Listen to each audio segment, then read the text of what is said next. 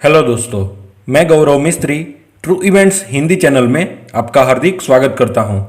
आज मैं बात करूंगा सहज मानव दहन यानी कि स्पॉन्टेनियस ह्यूमन कंबसन से जुड़ी एक घटना के बारे में।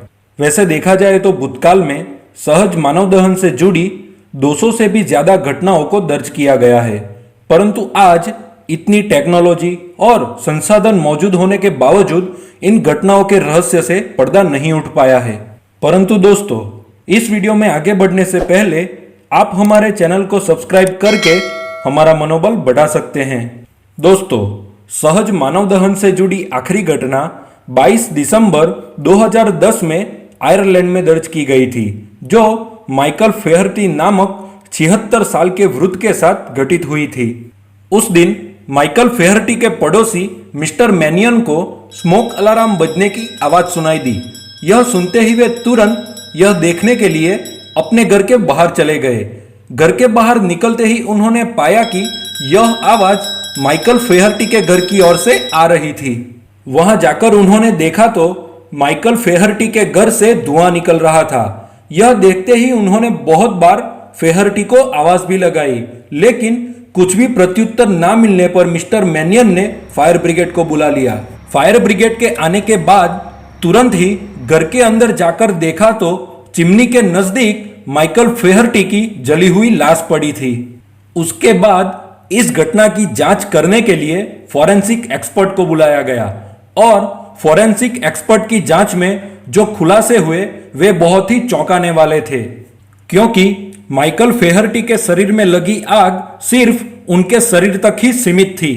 अगर कहीं पे कोई बड़ी आग लगे तो उसका तापमान 600 से 700 अंश सेल्सियस होता है, लेकिन माइकल फेहर्टी का शरीर उससे भी कहीं ज्यादा तापमान पे जल गया था। वैसे ही बेहद चौंकाने वाला एक और खुलासा हुआ था।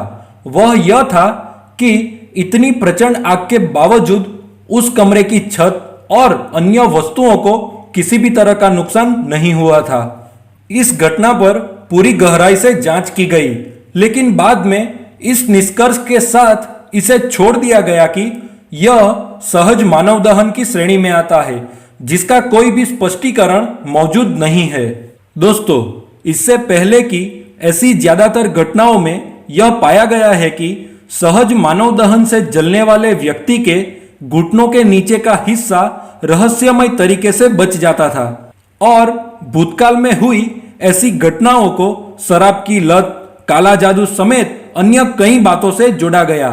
इन घटनाओं के स्पष्टीकरण के लिए कई प्रयोग हुए और कई थियरियां भी रखी गई, लेकिन कहीं पे भी उसका संतुष्ट करने वाला जवाब नहीं मिला।